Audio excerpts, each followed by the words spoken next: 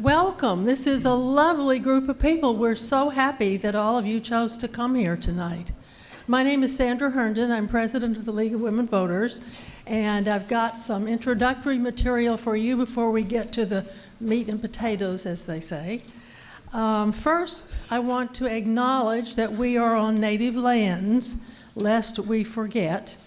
And we are here by the sufferance of good people.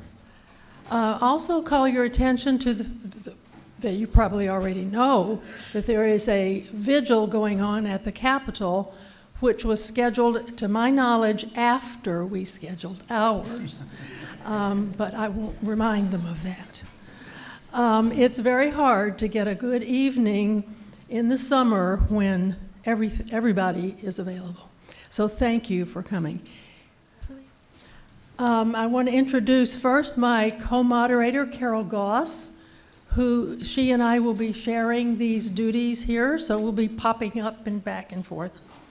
I also want to introduce Dusty Demarest from the Olympian, who you probably know, if not by sight, certainly by name, and we are co-sponsoring with the Olympian, and I assume you may have seen the notices in the newspaper, for which we're very appreciative. I also want to thank Thurston Community Media. Not only does Thurston Community Media provide us the opportunity for a televised forum, which we did on September 29, and it's now posted on YouTube and it's on Comcast Channel 77, which included these characters in a different guise. We're not repeating. This is not going to be a rerun here. But the people here that I'm pretty sure here, Bob is here, Aaron, Irene, I think, is his name Kerr? Is his name Kerr, who does the graphics? I don't know, is he here? And Dan Bennett sort of shepherded a lot of this stuff. Andrea Capere is out of town, but she left instructions. Did I miss anybody? We really appreciate Thurston Community Media, and they do really good work.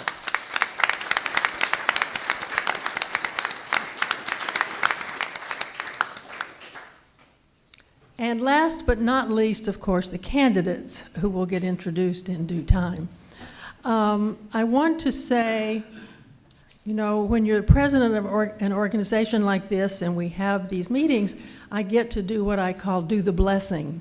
And so I need to tell you a little something about the League of Women Voters for those who might live someplace and never have heard of us. We are nonpartisan. That is to say, we do not support parties or candidates. So that means that we are impartial as an organization. You may see an individual league member supporting this person or that person. That's all fine. That's their business on their own time. The League of Women Voters does not support or oppose candidates or parties. Our founding purpose was to promote the right to vote, as you can well imagine, given the name of the organization, and to inform voters. Hence, we conduct candidate forums in a variety of ways. I indicated that we have done the televised candidate forums already, which included city council primary candidates for Lacey, 2 positions in Olympia and in Yelm, as well as a different set of questions for the mayor. We also do voter registration.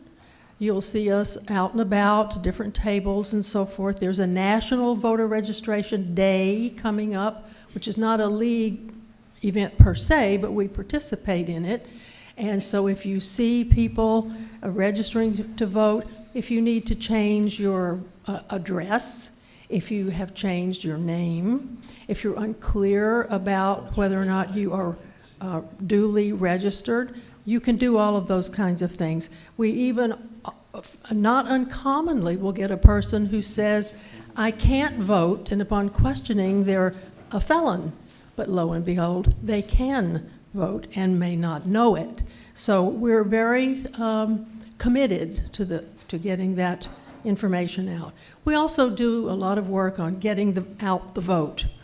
It is really a crime when the turnout for an election is low, if even under 50%, which is just unacceptable.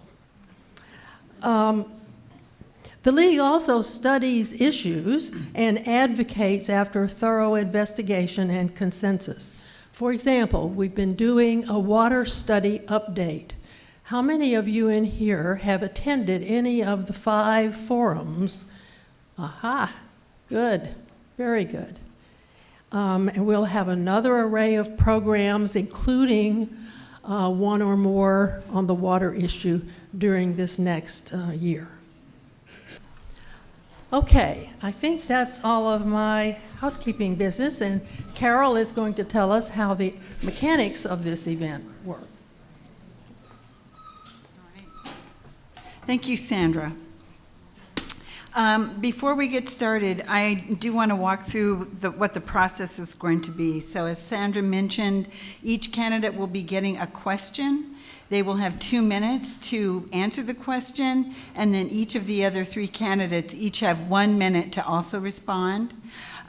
Before we start asking questions, though, each candidate does have 2 minutes for opening statements, and when we're through asking the questions, they also have another 2 minutes for closing statements. But before I introduce the candidates, I also want to introduce our timekeepers for this evening. And we have Rhonda Parker over here. Porter. Rhonda Porter, sorry. Tony Wilson and Shelley Farrer. So we have that. And I also just wanted to jump in and mention that we do have voter registration tables set up right back here. And we also have our membership table set right back there. And if you need water, it's over there behind Karen Fraser there in the front row. All right, so let's get started. So I'll introduce the candidates. So we have Nathaniel Jones. I'm sorry, I just blanked out on your name. Ross. David Ross, thank you. And we have Brendan Clerget, and we have Cheryl Selby. All right. So Nathaniel, do you want to start with your opening statement? I'd be happy to, yeah. Great, thank you very much. So my name is Nathaniel Jones. I've spent 2 terms on City Council, and I've spent 7 years as the Mayor Pro Tem for the City of Olympia. And I'll tell you the reason I'm running is because I think that Olympia deserves change. I think we need new direction. You know, Olympians are really proud of our hometown. There's a reason for that. We live in a very exceptional place with exceptional people, and I believe that we have a very bright future ahead of us. But we're also aware that our community is facing significant challenges. Housing costs are soaring, homelessness is growing, and the climate crisis is worsening. You know, Olympians provided strong support for the Home Fund back in February of last year. And the elections have shown that Olympians have elected candidates who ran to address homelessness. But the community wants this problem solved. And I'm proud to have authored a resolution that set new direction in our homeless response for Olympia. But the truth is that a bunch of tents downtown and some tiny homes really aren't showing the kind of return that I think our community is looking for. We need results that show that our investments are actually working. I'm proud to have worked with county commissioners to begin the process of a regional response. And I believe that Olympians want to help people who are ready to step forward and address their concerns and their problems, the things that have landed them in homelessness. We want a downtown that is more welcoming and more pleasant, and we need leadership that can bridge divides. So I want to be that person. I want to make those connections and bridge those divides and provide the leadership that Olympia is looking for. I believe I have the experience to do that. Thank you very much. David, go ahead. All right, David Ross?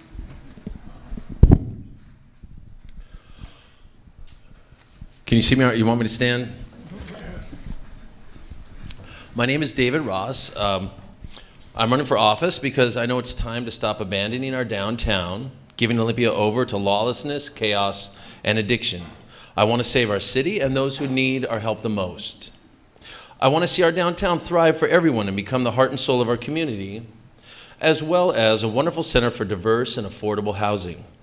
I look forward to building bridges in the community, listening to our citizens, and motivating people to get involved with local issues. Shelter, housing, services, and treatment are needed, and we need a clean, safe, welcoming city. There's an affordable housing crisis, and people should feel safe to walk the trails, parks, and sidewalks of our community. There's a mental health crisis, and kids, women, and senior citizens should be completely comfortable enjoying our downtown. There's an opioid epidemic, and we deserve to have a community free of toxic medical waste and dirty needles strewn about our community.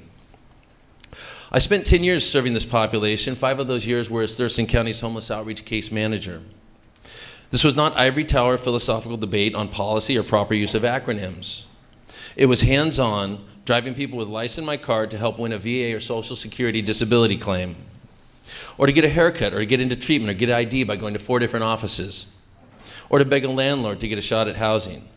By the time you have someone like me, let alone a majority of progressive, liberal, democratic Olympians calling for change, you can pretty much bet things have gone off the rails. I'm not a politician.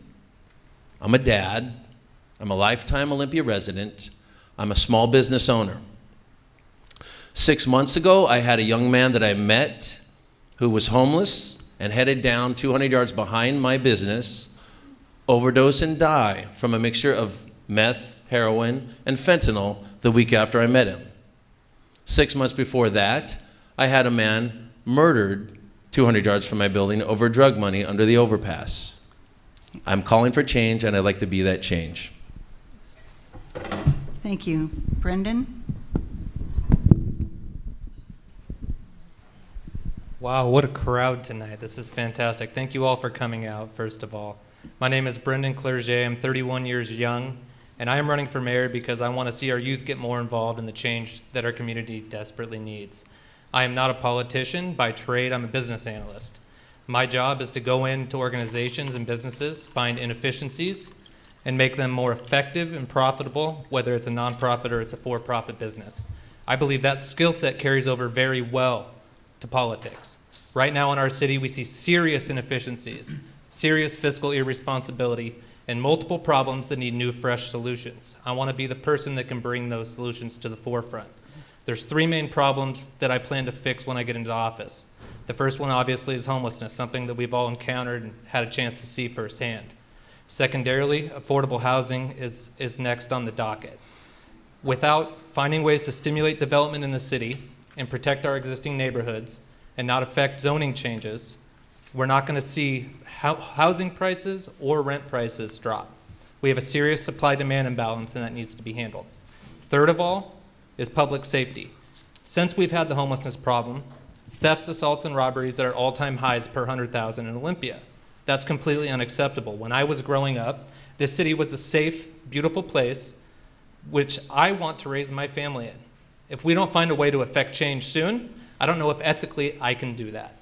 For the rest of the evening, I plan to stay completely off book and talk to you genuinely and authentically, something I think that our city government has been missing for the last 4 years. I'm pushing for more accountability and transparency, and I want to hear from you after tonight. I want you to come up to me and talk to me and tell me anything that we don't cover so that I get a chance to make sure everyone's heard. Thank you for coming tonight. Thank you. Cheryl Selby? After you wrestle with the microphone. Yes, I should practice that first. Hi, I'm Olympia Mayor Cheryl Selby, and I'm excited to run for re-election because I'm proud to be an Olympian, and my heart and soul are in this city. One of the reasons that energizes me to run again is that I bring a unique perspective to all of my decision making. I'm the only council member and candidate that has owned a retail business downtown and has served on the Olympia Downtown Alliance and the Parking Business Improvement Area boards. My additional experience includes decades of volunteer work in the Olympia School District and service on multiple nonprofit boards that relate to affordable housing, the local arts, child care and child development, and the economy.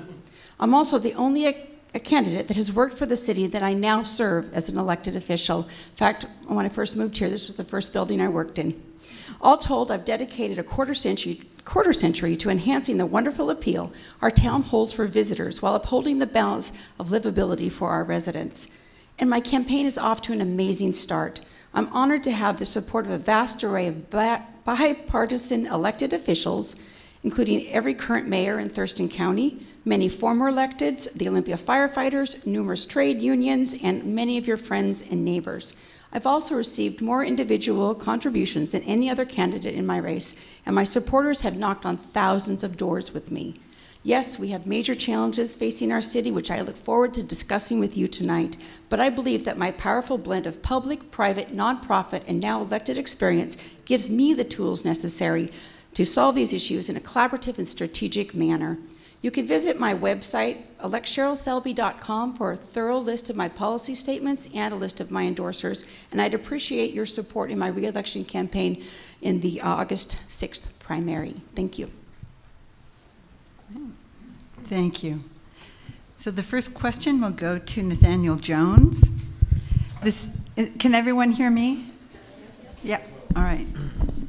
The City of Olympia is currently allowing construction of several large residential buildings and the reconstruction of the 9-story building on the Isthmus, all in areas predicted to flood from sea level rise before the end of the century. What is your view about city policies? Continue to allow this kind of construction? Modify the policies to address any future flooding? And if modify, what would be your recommendations? That's a great question. Thank you. And I think many in the audience know that Olympia has joined with the Lot Clean Water Alliance and with the Port of Olympia to produce our first sea level rise plan, our first study that actually lays out a direction for how to deal with flooding in downtown. We know that flooding is on its way. We know that if carbon emissions stopped today, we still would have flooding problems in downtown. That study, that report, that plan tells us what our threats are, tells us where we will experience flooding, and lays out a response. The first thing to say about that plan, though, is that it's not complete. It doesn't tell us how to finance those responses. It doesn't tell us the governance structure that's going to tell us how to move forward, when to move forward. And we also know that we need to respond to science as it changes, as we get better information. Frankly, the observed flooding or sea level rise has outstripped predictions for quite some time. So the question is, should we be allowing development in downtown? And what I would say to you is, for the foreseeable future, I think that's the right plan. But we certainly need to keep our eye on this one. We do have responses to control flooding, and as time moves forward, those will become more and more of an investment, a public and private investment, in order to protect our space downtown.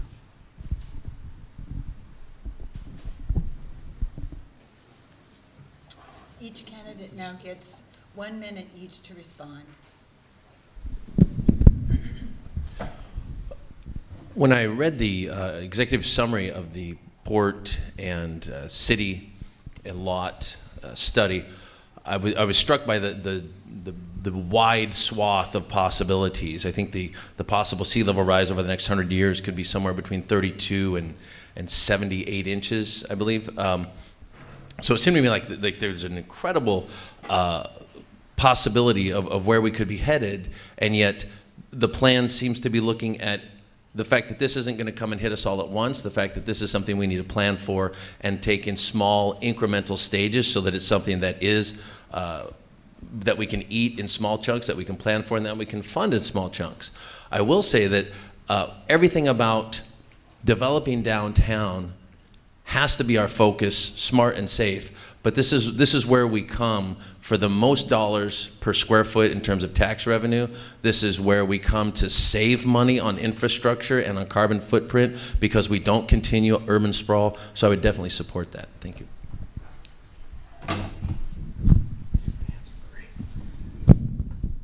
So I'm definitely, as I mentioned in my opening statement, in support of development downtown. I think we need more space for people to live. I think that we need to do it responsibly. We need to find compatible solutions with the city. That being said, in response to the sea level rise, I encourage everyone here to read that plan at some point so that you're also informed if you haven't done that already. By 2100, we expect sea level rise to be at least 36 inches and as much as 72 or more. That is obviously concerning, but we have 80 years to deal with that problem. So I think the biggest thing for the city to focus on are the 3 inflow points, the one just south of 5th Avenue, the one down by Bud Bay, and the one around the current park where Capitol Lake sits right now. By being prepared, we can make sure that any infrastructure and buildings that we do put in are protected. Always preparedness is the biggest factor in looking at this. We can't stop the sea level from rising, but we can make sure we do everything to be prepared for when it does. So Olympia is projected to grow by 40% over the next 20 years. That roughly equates to 1,000 new residents a year for the next 20 years. We're probably due to surpass that at this point. Our comprehensive plan that we adopted in 2014 dictated that we decided to accommodate 25% of that growth in our downtown. As that plan was moving forward, we also adopted a downtown strategy, which is an award-winning urban planning document that shows how we can do that while we grow with grace and as we plan for sea level rise. Along came the sea level rise adaptation plan that was adopted and vetted by this community. The most compelling argument for me to not retreat from downtown is that to move the lot infrastructure would be upwards of $1 billion. All the infrastructure and the east and east-west corridors through town to be replaced would be upwards of $1.5 billion. So versus the $300 million projected to accommodate and mitigate for sea level rise, it seems like a no-brainer to me that we armor our downtown. Thank you. Okay, now is the time for you to pass your question to Phyllis and Annie. So if you have a question you would like to send, please direct them this way. So the people in the middle, please pass them across. Okay, thank you. All right, so they'll be busily at work translating all of that. The second question, we'll start with David. What are your views on the, quote, missing middle rezoning controversy? In addition, as more residents continue to move into the downtown area and there is greater population density, some zoning issues may need review. For example, the noise ordinance. How do you think the city should handle these and related zoning issues? Thank you. From the general to the specific, I very much support infill housing, or what the missing middle was kind of built around. And that is, we need, just like the mayor said, we need spaces for people. We also have a generational change happening where there's some very interesting data coming out on millennials and Generation Y and Z are not looking to be homeowners in the same way, and we might actually way down the road have single-family cul-de-sac houses in a surplus, but that's no time soon. So the idea of infill housing, of adjusting zoning and having additional dwelling units being easier to build and easier to get approval for, I wholeheartedly support with one caveat, and that is, in some places where this has been a great idea on paper in general, as I said, in the specific, parking is a nightmare. And it makes parking absolutely 10 times worse. Now, the rebut to that is that's because we want to encourage public transportation. Well, our public transportation is kind of seen as a joke by most Olympians. We have some problems with weather, we have some problems with our bus station, and we have some problems with America's love affair with the automobile. But I think that if we were to take our missing middle process that I've heard from citizens, gosh, it seems like it was a good idea when it came to fruition, or when it, in theory, then when it came to fruition, it was kind of stuffed down our throats. I have some dear friends who kind of feel that way. And so I think exactly what the question said was some adjustments to zoning that might factor in modifications to building heights, to side yards, to noise, to parking, and then I would absolutely support anything that we can do to encourage smart and sustainable infill housing.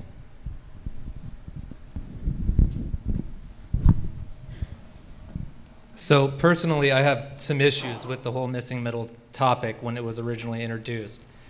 It was put forward, and the term market rate was used a lot. And the term market rate was passed off to the public to mean that market rate housing was more affordable. And that is in no way, shape, or form the case. And so I think we need to clear that misconception up first, that the missing middle supposedly is going to generate a lot more affordable housing for the city. That simply isn't true. Second of all, I am completely in support of looking at the zoning that currently exists and changing it in a compatible and smart fashion. I'm a science and fact-based person. I think this goes back to inclusive governance as well. We need to be listening to our citizens and the neighborhoods that are going to be affected by these zoning changes and make sure that they're heard, and those concerns are actually taken into account. 3 minutes at a city council meeting to give your thoughts, to me, isn't all entirely enough, and sometimes I feel as though that falls on deaf ears. I think we need to do better at listening to the community. We need to make sure the changes we make sense and aren't going to displace people, and make sure that we give people the housing that they need. Well, this is a current topic, obviously, and one that is unfolding right now with a ruling from the Growth Management Hearings Board that came out last night. So there will be some revisiting on the City Council of the missing middle ordinances in our future. We're in the middle of a housing crisis. We have a vacancy rate of less than 2% in Thurston County. We are underbuilding by 600 units a year in this city, or in the county. The missing middle ordinances came in with the best intentions to do sensitive infill within existing neighborhoods along transit corridors to support transit. And I'm sorry, but I think we have an amazing IT system. In fact, this community supported a ballot measure to increase our frequency and different, the different routes are going to be increasing as well. So there will be transit, and that most of that is supposed to be through our downtown and historic corridors and our neighborhood corridors. So the missing middle, no one's going to feel like they ever got enough outreach, and we'll talk more about that in another answer. Well, I think the first thing to say about missing middle was that it was unanimously supported by every city council member and went through about a 2-year process. But I need to tell you, I'm quite disappointed in the way that the missing middle was rolled out to the community. We actually divided the community, and we confused most people as to what the proposal was. As I'm out doorbelling, people are asking me, what is this missing middle thing? They really don't understand what it is. They don't know whether they should trust the city in the process or not, and they're asking for help. And as Cheryl mentioned, we faced a legal challenge over this whole thing. It all should have been avoided. We should have done a much better job of connecting with the community and making sure that they knew what we wanted. And the irony of it is, the missing middle is projected to only deliver about 50 housing units per year, when, as we've acknowledged, we need 600 or 650 units per year. So I'm very supportive of the missing middle. I'm very disappointed in the way that it rolled forward. We need infill housing.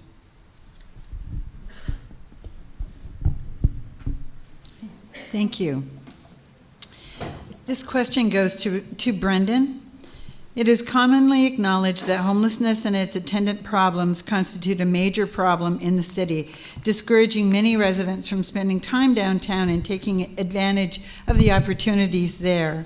How do you plan to address the intersection of those issues, the intersection of the lack of affordable housing and the public services in Olympia, coupled with then the number of low-income wage earners or the working poor? How do you approach that intersection? Yeah, I think this is the question a lot of people have been waiting to hear tonight, right? Looking at it from a big picture point of view, obviously homelessness is pretty complex. Everyone has their own reason for being homeless or their own challenges that they face, whether that's drug addiction, mental health, disability, or just simply hard times. Stepping back and looking at it from a big picture point of view, we can see that the solutions that have been put forth by the City Council thus far simply are not working. From 2017 to 2018, our unsheltered homeless increased 158%. If that isn't quantitative proof that the plans that have been put forth aren't working, then I don't know what is. Secondarily, I am completely, and I will say this openly, against any more mitigation sites and leaving the mitigation site that is downtown where it's at. That needs to be moved. I have friends and acquaintances that are business owners downtown, and when I speak to them regularly, the challenge is to get their regular customers to come back downtown and visit their business. On average, they're down 27% this year in revenue. That doesn't only affect the business owner. People want to have a lack of compassion for that idea. That affects also the sales tax revenue for the city, which means crucial processes and things that depend on that money are now at risk. So if we don't step back and take a graduated housing approach, which is my plan, a lot of people have said, well, what's your plan? So we're going to start by putting emergency shelter space in on city-owned land, and it's going to be city managed. We're not going to be contracting it out to other organizations that are charging us too much to have the same things done that we could do for cheaper. We need to get hands-on with these problems and handle them ourselves. After that shelter space is available, we need to look into subsidizing the mental health and addiction recoveries. I would much rather be spending our money on getting people clean and healthy than giving them a tent, right, in a mitigation site. To me, that is complete fiscal irresponsibility, and those types of solutions need to stop. This is rough to do this in a minute. So this is obviously the number one topic that we hear in council chambers and at the doors when we're going around our neighborhoods. I believe that the city is on the right path, and this city has supported 2 ballot measures that are helping us. We passed the public safety ballot measure in November of 2017 and the home fund in the February of 2018. Those 2 work together to create this continuum of care right out from the street level up to housing. In fact, just coming in here tonight, our crisis response unit is driving around, and that's our crisis outreach for people that are in a mental health state of crisis. And they can be deployed immediately, go out into the stores, go out to the sidewalk, wherever they're called, and they intervene, they de-escalate. It's not necessary to have a police respond to this. You need a social worker that's trained in this type of technique. So that's just one of the things, and I could go on and on. I've been speaking around the state on what we are doing. We just don't have the money to take it to scale, but the mitigation site is working as a stabilization place, and the tiny home villages are also working. So I appreciate the question that talks about the intersection between homelessness and the conditions in downtown, but I want to start by talking about homelessness itself. Thurston County Public Schools reported last year 1,700 homeless kids, 1,700. It's just mind-boggling to me that we have kids growing up in cars and in tent under tarps in the woods. We have about 300 homeless people in downtown Olympia. There's clearly an intersection there, but there is a much larger problem than what's playing out in downtown that needs to be addressed. I have 30 seconds left. Let me give you my response to homelessness. We needed coordinated eviction prevention. It's the most cost-effective response, is to keep people in their homes. We need more stabilization sites that offer basic services. We need the prompt closure of unsanctioned camps. We need more drug and mental health services. We need policies that set aside a portion of new housing for low-income and moderate income people. We need targeted expansion of property tax exemptions for low-income housing, a sustained, coordinated, and effective regional response with both governmental and community organizations.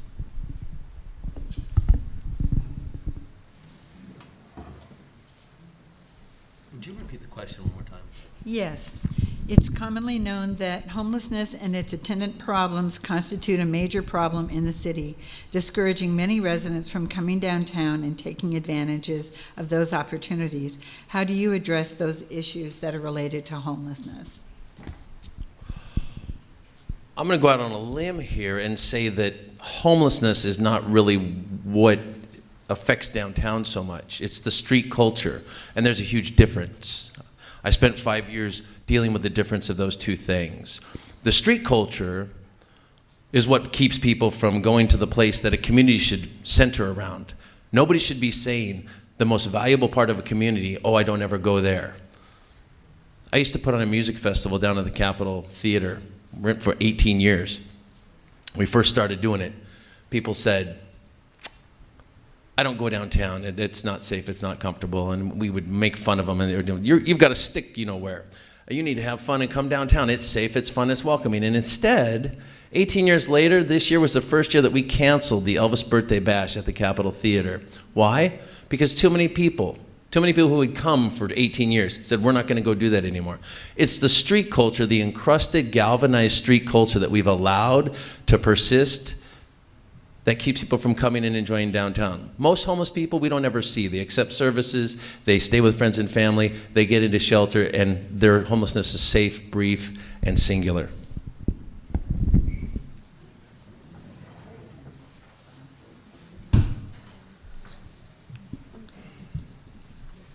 Yeah, you're for. No, that's what we just did. We got so lost in the answers that we forgot where we were, or I did. Okay, this is a little complicated.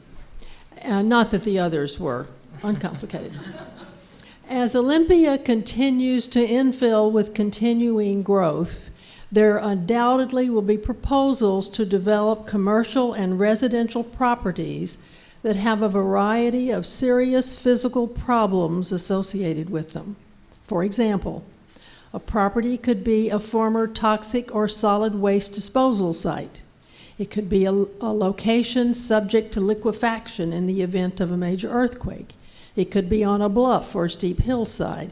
Could be adjacent to a water body or wetland, be above a high water table, or have other physical challenges. What do you believe should be the city's approach to land use regulations for properties with such challenging characteristics? Well, I would refer anybody that has questions like that to our comprehensive plan, which deals with every factor that you just mentioned, and we just updated ours in 2014. There's all kinds of zoning and code enforcement around critical areas, building too close to wetlands.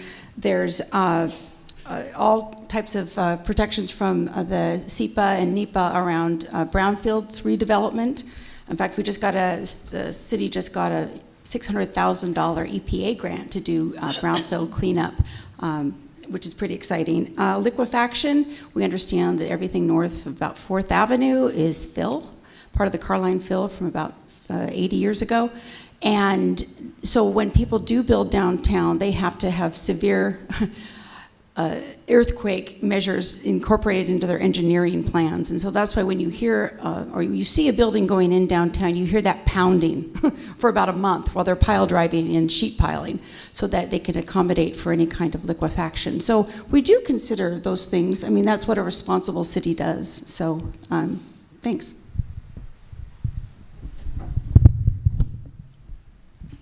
Well, I would agree that there are protections for all of those things that were listed in the question, whether it's toxic cleanup or whether it's seismic. And we can debate whether the standards that have been established are correct, but the truth is that there are federal, state, and local regulations that control development, and all of those issues are addressed in our current process. I also think that our comprehensive plan, thank you, Mayor Selby, our comprehensive plan does provide us with direction as to where development should go and what type of development should go where. You heard me say earlier, I think that we need more housing. I'm very anxious to move forward in order to incentivize additional housing within Olympia. And the reason for that, and you've heard some of this, is our vacancy rate is about 2.5%. The cost of our housing is going up. It went up 50% in the last 5 years. And during that same 5-year period, wages went up about 3.5%. The cost of housing is skyrocketing. We need to build. All of these issues will be addressed in that process.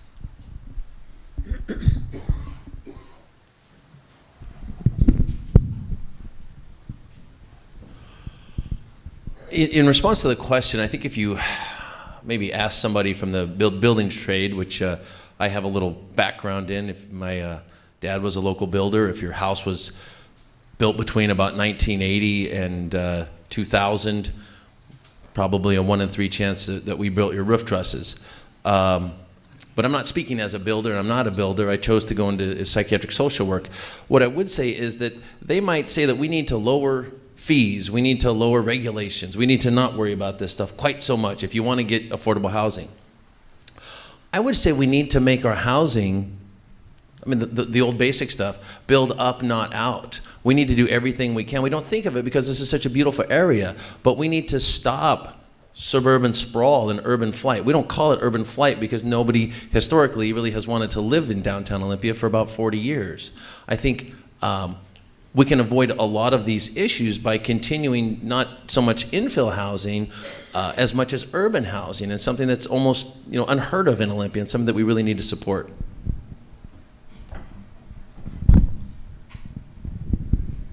So I want to agree first and foremost that the current regulations in the city has, I've read them, and they are pretty extensive, when we're talking about wetlands protection and the environmental factors that come into play when development expands. The one overwhelming issue that a lot of people probably have on their mind is the big quake that is coming, right? I would really urge the city to hire a team of scientists, because none of us are scientists. And we need to hire the people that know what is coming and what can happen, not only on the earthquake front, but with some of the environmental concerns that we're talking about with wetlands and zoning requirements. If we take a step back and we just look at the city as a whole, I think we've done a pretty good job. I know when my parents built their home, they had protected wetlands on their property, and it took them an extra 4 months probably to build their house because of that fact. So I can tell you the city does enforce those things, and they take them very seriously, at the very least. Our next question is going to be for everybody, so you each get 2 minutes. Fantastic. There are many issues and proposed solutions regarding Capitol Lake. How would you describe these issues, and what would be your approach to solving them? And we'll just go right on down the line. Well, the Capitol Lake decision is in process. We're in an environmental impact statement process that's being managed by the state. They're about 1.5 years into a 4-year process. The process is funded, it's moving forward, and I hope it's the last study on Capitol Lake. I won't guarantee that, but I think that we are getting close. I have been involved in the Capitol Lake issue for about 20 years now. In my role as a state employee, I was very close to the Capitol Lake discussion. My own opinion is that the science is clear as to where we need to move. To me, the real question is, when we remove the dam, and when we manage that sediment, and when we deal with the toxic materials that are in Bud Inlet, how do we do that? How do we protect our important investments? How do we as a community pull together in order to make sure that we get the product that we're looking for and that it isn't shortchanged? And I think that there's a large community-wide discussion that needs to happen as to what needs to go forward. So as far as the environmental impact statement is concerned, again, it has more process to go. I think I can predict the answer because I've seen the science. I think I know where they will direct us. I think the issue is not what, but how, and how to do that responsibly, and how to do that with economic sensitivity and cultural and social sensitivity. Thanks.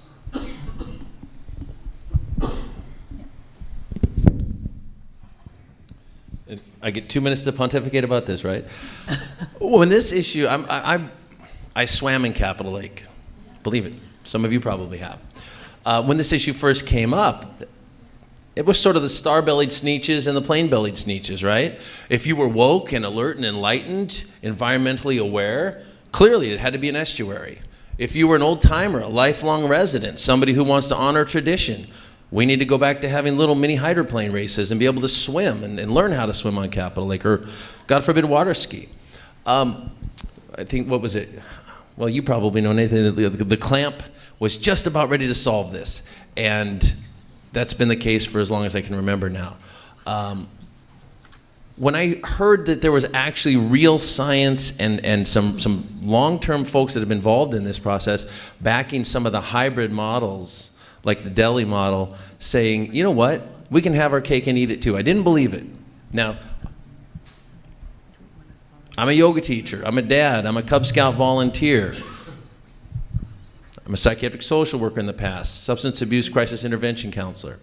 I'm not an environmental scientist, not a hydrologist, but hearing from some of the folks that have been involved in this issue from the very start, that we could have our cake and eat it too, that we could have an estuary, that we could have a place that is livable, swimmable.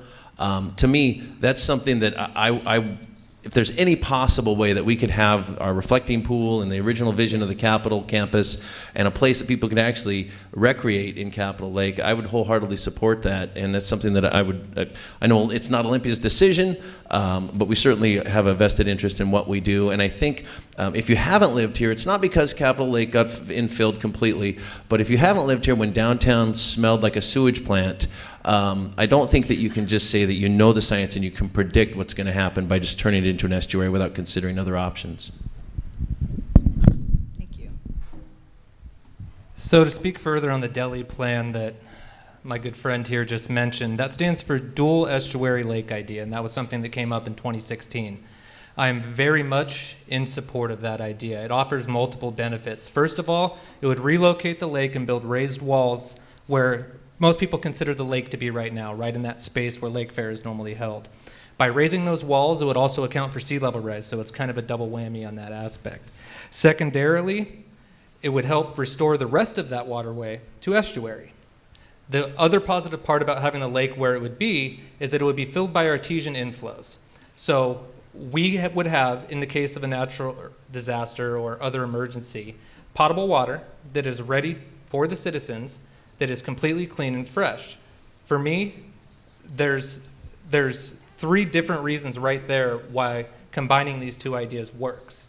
And it just makes sense. I would encourage anyone that hasn't read that plan or heard of it to read it, because the person that wrote it is very smart, much smarter than I am as far as science and the ecological concerns go. But it branches the divide between the people, because people that want it to be an estuary hate everyone that wants it to be a lake, and everyone that wants it to be a lake so they can go and use their canoe or their paddleboard on it again don't want it to be an estuary. I think we need to find the best of both worlds here.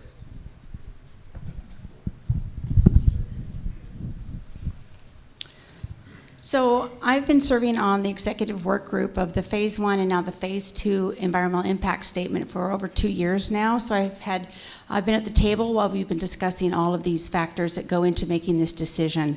It is a difficult one. It's very divisive in this community, as you know. We're hoping that with this Phase 2 EIS that we are looking at all 3 options for the lake, a managed lake, a hybrid, and then a restored estuary, that all 3 of those will be vetted scientifically at the same level as each other. They'll be taking some of the emotions out of it, because we have to make a decision based on science. And as we know, Mother Nature bats last. And right now, Mother's not really happy with the dammed lake. And there's, I'm going to quote some statistic here. Statistics. Each year, the Deschutes loads 35,000 cubic yards of sediment into Capitol Lake. And since the 50s, this lake has lost 60% of its water volume, an average of almost 1% per year. And the water that does remain is fouled with invasive species, toxic algae, and a cornucopia of bacteria. Nice, right? So, and just dredging it and keeping it a lake, there's a lot of sentiment around the lake, and folks that, lifeguarded there, I know them, swam there. But you hear the backstory on how they kept it healthy, and it's not natural. I mean, they would have to pour in all kinds of chemicals right before the testing happened so the kids could actually swim in the lake. It was never healthy. So if we can find a hybrid that still passes the science test and that the tribes can support, because that's the other big factor that no one's talking about, is that that's their native land, and they have, if you think Mother Nature bats last, well, the tribes are on deck, and they are not happy either. So we have to consider all those factors. Thank you. Thank you. So before we get to the audience questions, we're going to invite the candidates to have their 2 minutes each of closing statements. Sorry. Okay, Brendan, you can go. So that all the candidates are getting their 2 minutes for closing statements before we transition into the audience questions. Good time for me to be off book, I guess. So, first of all, I want to thank everyone, even though I'm sure we're going to have some more questions to answer, and hopefully I'll get to speak with some of you after this. I was born and raised here. I've lived here my entire life, and I sleep, eat, and breathe this city. I went to Olympia High School, and I graduated with honors. I got the Chancellor's Scholarship at St. Martin's. I turned down acceptance letters from schools from UCLA, UW, WSU, you name it. I applied to every school, and I went to St. Martin's so that I could continue living in Olympia. I sacrificed a lot of opportunity to stay here, and now I want to raise my family here. I think that if more young people got involved, and granted there's not very many of them here tonight, no offense, I think if more young people got involved in politics, right, and had their voices heard, that we could have a much more inclusive community when it comes to our city government. It's very important that we take the issues that we're facing seriously. The homelessness problem is not something that, if unhandled, will simply stay downtown or stay where it is. Just like I said, it's affecting our sales tax revenues in some ways right now.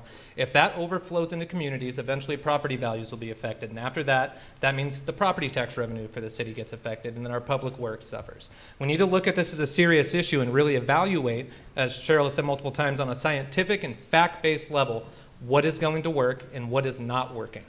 On the affordable housing front, we need to find ways to incentivize and stimulate development so that there's enough places for people to live.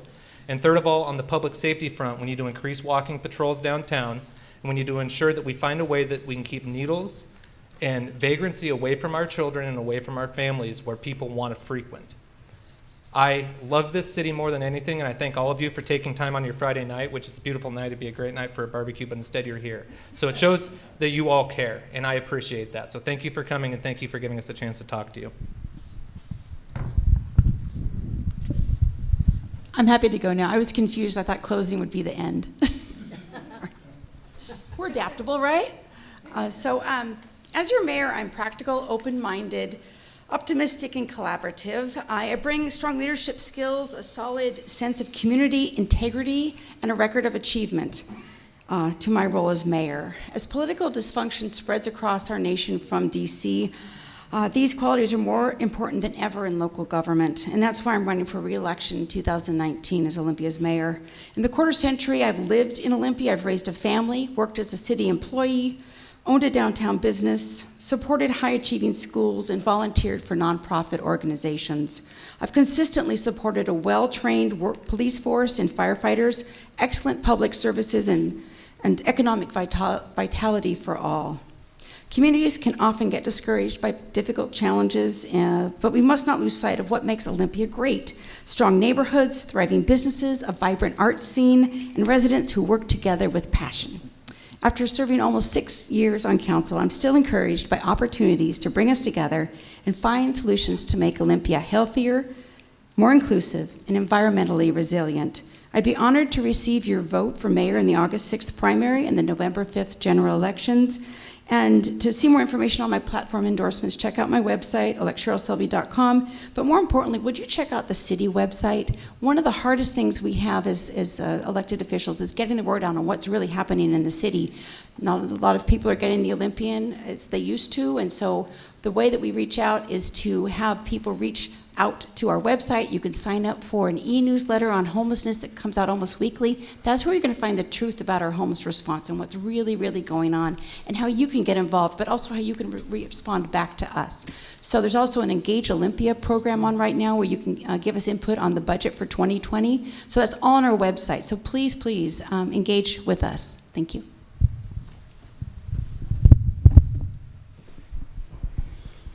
So our city needs effective partnerships to address homelessness, housing costs, and climate pollution. Olympia needs to be a safe and inviting place where people who work in Olympia can afford to live in Olympia. These are not new issues for our community.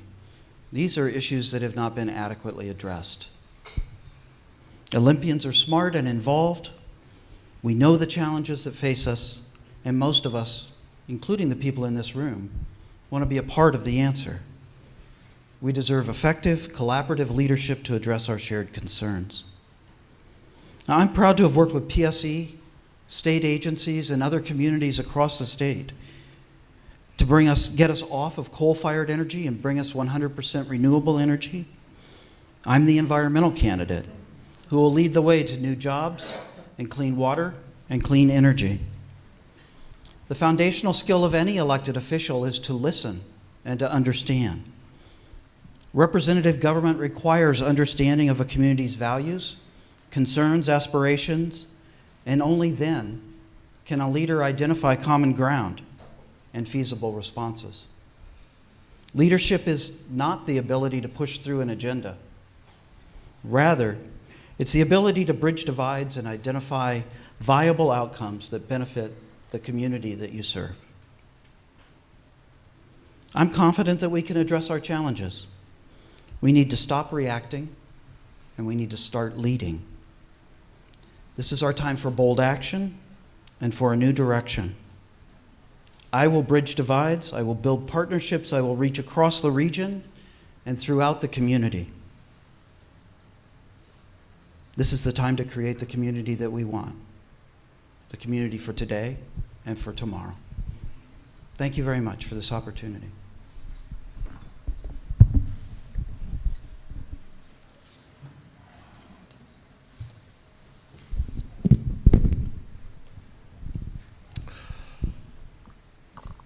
I would summarize my candidacy based upon reviving downtown Olympia, and that might sound a little bit odd at first, but reviving downtown Olympia really touches on a whole lot of issues that we've talked about so far. Reviving downtown Olympia means that people live, work, and play in downtown Olympia. It means that we create affordable housing in downtown Olympia. It means that we help to preserve our green spaces and farmland and wildlife out in the further reaches of the city. It means that we live a less carbon-intensive lifestyle and have a smaller carbon footprint if more and more people live in a smaller area. It means that we'll have less automobile trips and less traffic and more focus on public health, pedestrian-friendly and bike-friendly lifestyles.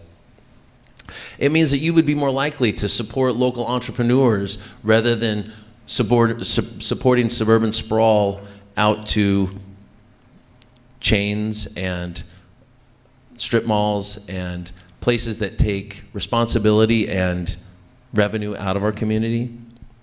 It means it reduces the tax burden on all of you because the maintenance of our infrastructure stops growing and growing and growing, and as it ages, that gets worse and worse and worse. Healthy downtowns are the intersection of a lot of different cultures.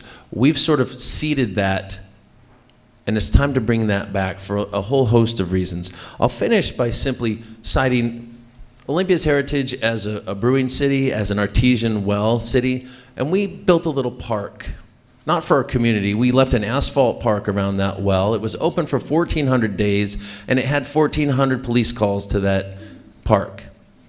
It now sits closed. There were 71 bodily harm charges, crimes committed in those 1,400 days. There were 51 people permanently trespassed from that park. My little boy asked me when I told him about it, how come they didn't build a playground there, Daddy? He's 9 years old. And I said, I don't know. They would never, we just couldn't, and I couldn't give him a good answer. And I'll know we've done our job when that park is reopened and maybe there is a playground there and there are families and kids working and playing and living and having fun in downtown Olympia. Thank you. Okay. Thank you. So we got a number of really good questions from the audience. There was some dovetailing and overlapping, but we've picked out two questions that are on totally different issues, and then one that follows up on something we talked about, plus we have a bonus question. So why don't we do 1 minute for this next question? For all candidates. Yes, for all candidates. The questioner says, I notice that tonight's attendees are, quote, senior. What, if anything, will you do to encourage younger people to engage in Olympia's programs? All right, we'll start with Cheryl. Don't have a forum on a Friday night at 7 p.m. in the middle of summer. Just saying. So I have two daughters, 28 and 30. And one of the reasons I ran initially was because I wanted to create a city that they could see themselves coming back to, because we have so much talent leakage. Thank you for staying. It's really, really hard to see these kids that you've nurtured and you've given all your time and efforts into, and you have all these resources and amenities for these kids and these strong schools, and then they go to college and they never come back. So that was literally one of the reasons, is that I wanted to have my kids close to me, and I had one back for a year. Now she's up in Seattle, but I'm still hopeful. I'm still hopeful. By the way, this was the only night we could get this room. I'm not blaming you. She called me. Well, I'd say the way to engage young people is to address those issues that they're concerned about. As I talk to younger folks, they feel as though we're missing the boat on climate change. We're missing the boat on school loans. They want socialized health care, frankly. They see a consolidation of wealth that concerns them. They don't see anyone addressing these issues. These are not local issues necessarily, but as a community, these are issues that we can coalesce around and that we can bring people into the fold, and we can have a political discussion that will engage young people. And I recommend it.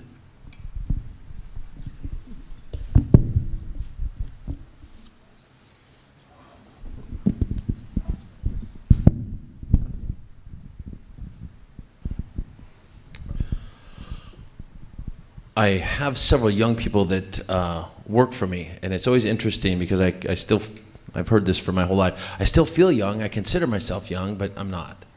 And I don't know how to Snapchat. I don't know how to Instagram. I'm pretty good at Facebook. But hearing from them what they aspire to and what their concerns are, I think I would echo what Cheryl said, that a lot of them, their education, they see the value, but we're in the middle of a big change in relation to what Nathan said, that the cost of education, it may not even be worth it. And there are sort of some competing industries that say you don't even need a higher education in order to succeed, and it's not worth all the debt you incur. And we have minimum wage that is clearly not able to even pay for housing in our community. So it's a really tough time, and it's really interesting hearing, I wouldn't say a nihilistic view of life, but getting folks engaged in a way that is hopeful and encouraging and teaching them new skills. I'd like to also commend the city on starting an outreach program specifically for youth that are at risk and helping engage them in the community. I think that was a great position on their part. Can you repeat the question one more time, just so I'm sure that I'm answering? Because it feels like I've got a variety up here, and now I'm questioning if I heard it right or not. I noticed that most of tonight's attendees are, quote, senior. What, if anything, will you do to encourage younger people to engage in Olympia's programs? Yeah. So I can say honestly, up until the last couple of years when I was interested in politics and running for this office, that I was pretty uninvolved in a lot of the programs in the city. I kind of worked behind my computer, and that was that. And it's kind of funny to me also that this isn't only really isolated with young crowds. I know that, my parents still young at heart. They're here tonight. Some people of their age don't even know, for example, who is on the city council or what programs are available or how the tax exemptions in the city work. And I also want to commend Cheryl and the city council on building the outreach program that they started and starting to take advantage of social media more. I think that is a very underutilized thing. And I know, like David said, a lot of people don't use Snapchat or Facebook and things like that. But the fact of the matter is, every generation after the one right now is going to. And so we need to start investing in technological processes. And as a consultant that specializes in technology, I would hope that I had the background to build some of those systems out so that we can reach the people that really need to hear what Olympia has to offer. Thank you. Again, these are for all of the candidates. You get 1 minute. What is your position on sanctuary cities? And why don't we start with the middle? And we'll start with David.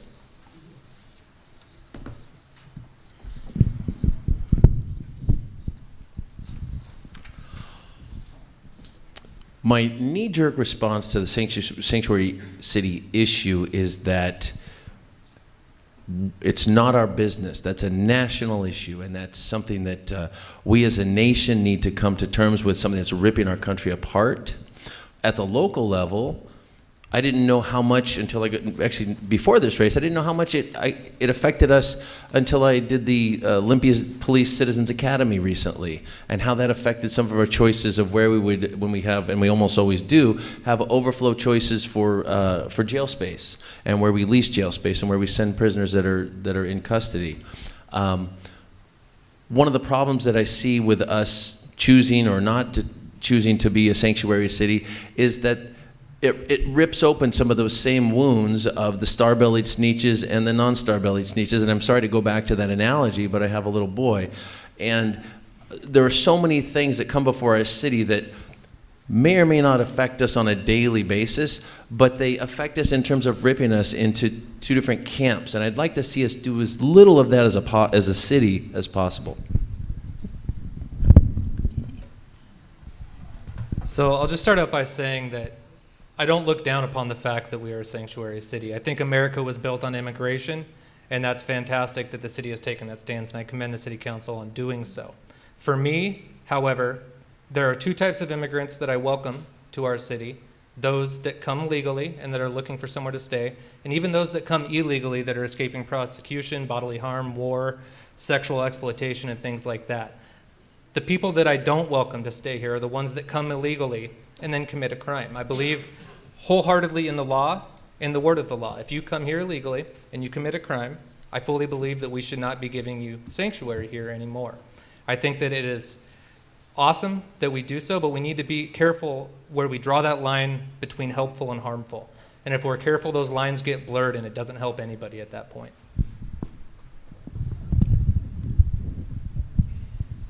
So on December 13th, 2016, the city of Olympia declared itself a sanctuary city by proclamation, by resolution, I'm sorry. But nothing has changed in our resolve to be just that since that time. Our city will serve all residents, regardless of their immigration status. Stop. That's what we do. We did it before we were a sanctuary city, and we just made it a declaration when we had that new person that got elected in 2016. I don't know what to call that person. So I'm proud that our city did this, but it really just codified what we were already doing. We do not participate in ICE seizures or any kind of ICE activities. We can't stop them, but we do not assist them, and we do not tell anybody in our city. We don't ask anybody what their immigration status is, if they want garbage service or if they want electricity or any of our city services. Nothing is declared, off limits. So the role of the city is to deliver services and to regulate for our residents, regardless of their immigration status or documentation. We're here to serve our residents. I'm glad that we're a sanctuary city. What we did was we said we're not going to supplement the budgets or the staffing of federal agencies. That's what we were being asked to do. And we said, no, thank you. That's someone else's budget. That's someone else's problem. We hope to have a connection with all of our residents. And policies that drive people underground and scare them into hiding are not in the best interests of our community. We took that action some time ago, and now as we see what's happening on our border, or even what's happening at the Tacoma Detention Center, I'm glad that we've taken a stand on this issue. And I believe that our community is united around this. So thank you. Okay, this is a combination of two questions, which is an outgrowth, as you'll see from some earlier answers. I think I'm reading this correctly. Today, it says here, today the Growth Management Hearing Board invalidated Olympia Ordinance, whatever it is, 7160, I think, the Missing Middle Initiative, because it violated RCW 43.21.030. One, is that the case? And second, what is your response? Where do you want to start? Well, Cheryl raised her hand.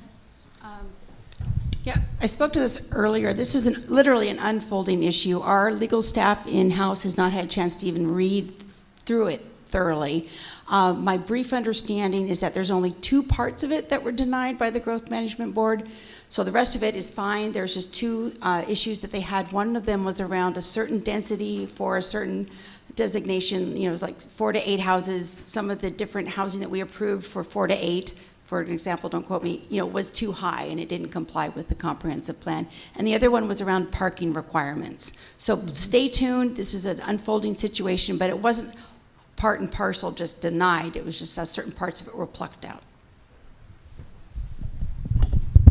So I've not read the findings. I understand they came out last night. Certainly haven't been briefed by legal staff on their interpretation. But I'll go back to my earlier statement about missing middle. I feel like we missed the boat when we rolled it out. I don't think people fully understood what we were trying to accomplish. And I think that we stirred up unnecessary opposition.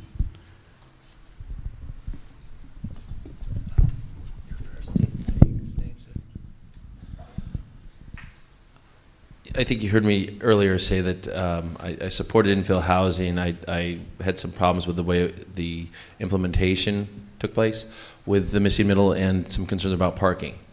I take the balance of my time to reiterate that I might have a certain view of any topic, and I don't see it as the role of a city council person to impose their worldview on the citizens. And that's one of the problems that got me into this race, is seeing some of the council members at city council meetings really holding a religiosity about their politics, their worldview, and imposing that upon the citizenry. And I just don't think that's the role of people who are supposed to be counting beans or setting 30,000-foot policy about your tax money or about how to solve social issues. We have some sheriffs in our state right now who are deciding not to enforce the law with a new gun control measure. If we go down this path, I don't think that that's a place that we want to venture and continue down a slippery slope.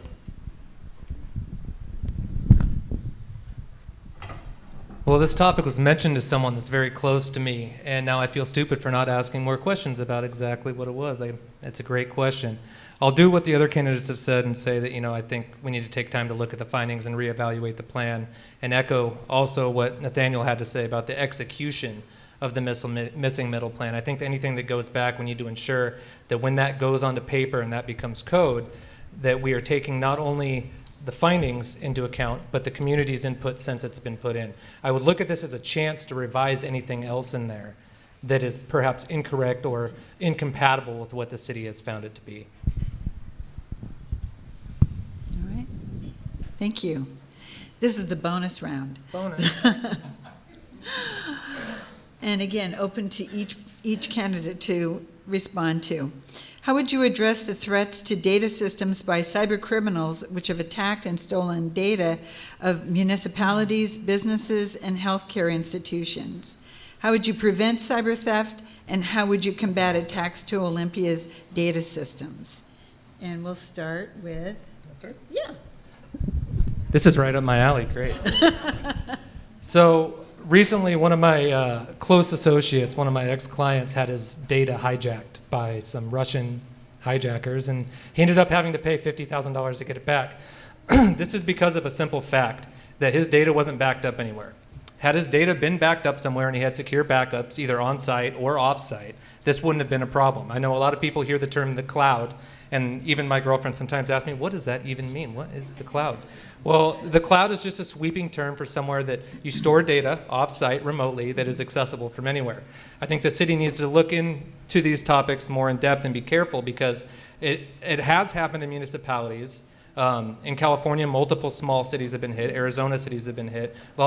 Small counties in Las Vegas were also hit. So if we're not careful, the city will end up ultimately spending tax dollars on these data problems. So the best solution is multiple offsite data backups, multiple redundancy, and by doing that, we ensure that the data is safe, and if somebody hijacks it, you just wipe the computer and put it back on.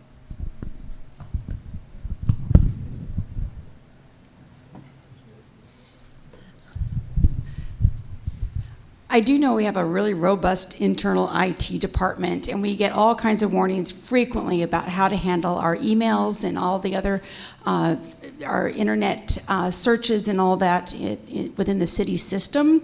I do know they do back up to the cloud. I don't know whether there's a redundancy within that cloud backup, but yeah, the ransomware is real. People can steal your data, and then you have to pay to get it back. It's frightening. So we do get warnings. I'm not that technical, but I'm trusting that they're on that, but I will follow up after this discussion.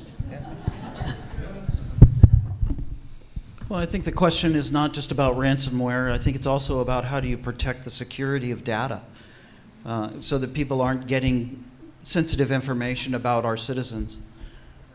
I really just think this is a priority and a budget issue and how it fits into our expenditure. I think these issues can be addressed. I think we know how to do it. I think that we do have a robust IT system. We just need to continue to stay on top of this, stay reviewing the situation, and make sure that we have adequate budget in order to provide protections.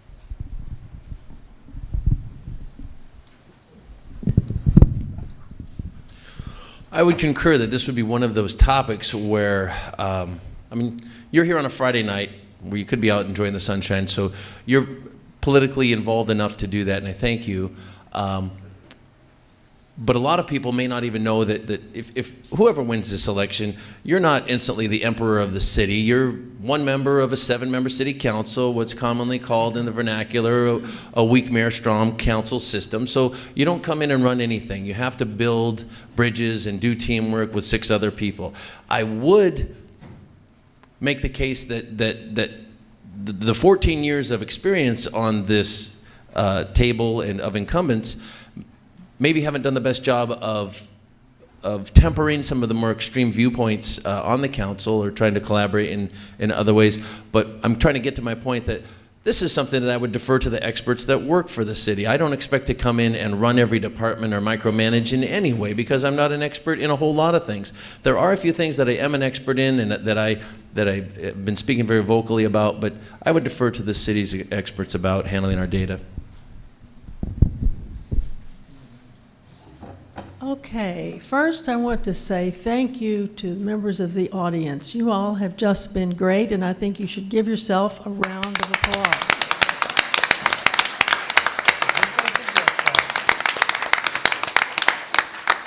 After all, you're not out gallivanting around, and we appreciate that. A special thanks to our candidates.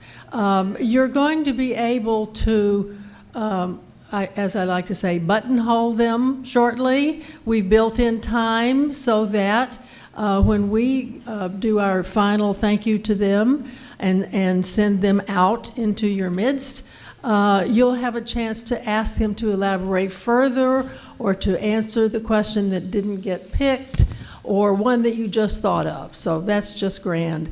I would ask you to do one other thing as you stand up and head for the candidates, is please take your chair with you. And there's stacks of chairs back in the back, and that would help a lot because otherwise all the rest of us will have to do it. So a special round of applause for the candidates and very much appreciated.